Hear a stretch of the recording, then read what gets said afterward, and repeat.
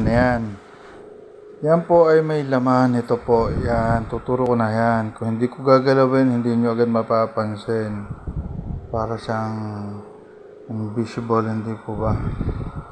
Yan po ang tinatawag na uri ng mutya ng tubig. Pag nakaangat po at wala sa tubig, kulabo po yung kulay niya. Makikita nyo agad.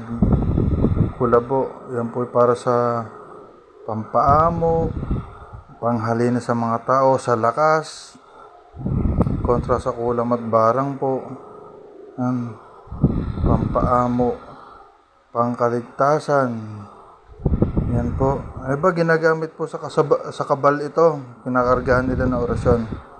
Yan po, legit na mutya ng tubig. Pag inangat nyo po sa tubig yan, kulabo siya.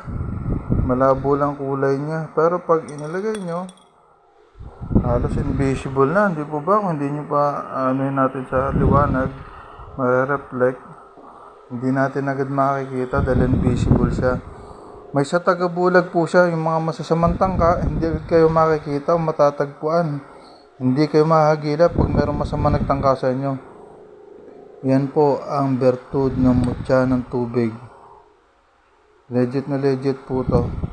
Mga kapwa-antingero, mga kabagani. Galing po yan sa iba't ibang lugar dito sa Pilipinas. Iba't ibang lugar po yan. Kada isang mutya, iba't ibang lugar po nakita yan. Naipon lang sa akin. Galing din po sa mga kasamahan.